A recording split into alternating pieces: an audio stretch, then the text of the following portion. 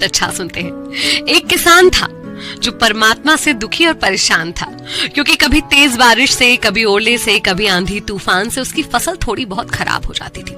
और एक दिन नाराज होकर उसने परमात्मा से कहा कि आप ईश्वर हैं, लेकिन लगता है कि आपको खेती बाड़ी की जरा भी समझ नहीं है। एक साल मुझे मौका देकर देखिए, जैसा मैं चाहूँ वैसा मौसम कीजिए, फिर देखिए कैसे मैं अन्न के भंडार भर देता हूँ।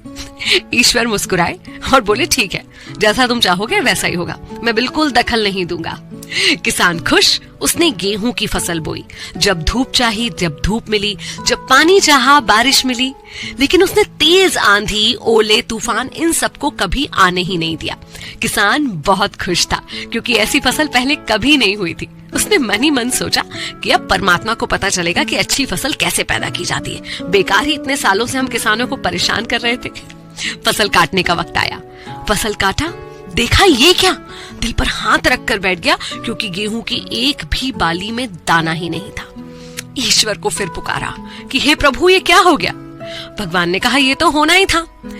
इन पौधों को तुमने केवल अच्छे अच्छे मौसम दिखाए, इन्हें संघर्षों और चुनौतियों से जूझने का कोई मौका ही नहीं मिला, इसीलिए ये खोखले रह गए। जब आंधी आती है, तूफान आता है और उसमें भी ये पौधा खड़ा रहता है, तो इसके अंदर का जो बल पैदा होता है उससे एक बीज का जन्म होता है, लेकिन तुमने इन्हें संघर्ष करने ही नहीं दिया। सोने को भी सोना बनने के लिए तपना पड़ता है, हथौड़े की मार सहनी पड़ती है, उसके बाद ही उसकी चमकदार काया सामने आती है। ये बात हम इंसानों पर भी लागू होती है। अक्सर चुनौतियों से, संघर्षों से हम डरते हैं, लेकिन संघर्ष ही तो है जो इंसान रूपी तलवार की धार को पैना करते हैं, जो हमें सक्षम बनाते हैं कुछ भी कर पाने के, कर गुजरने के।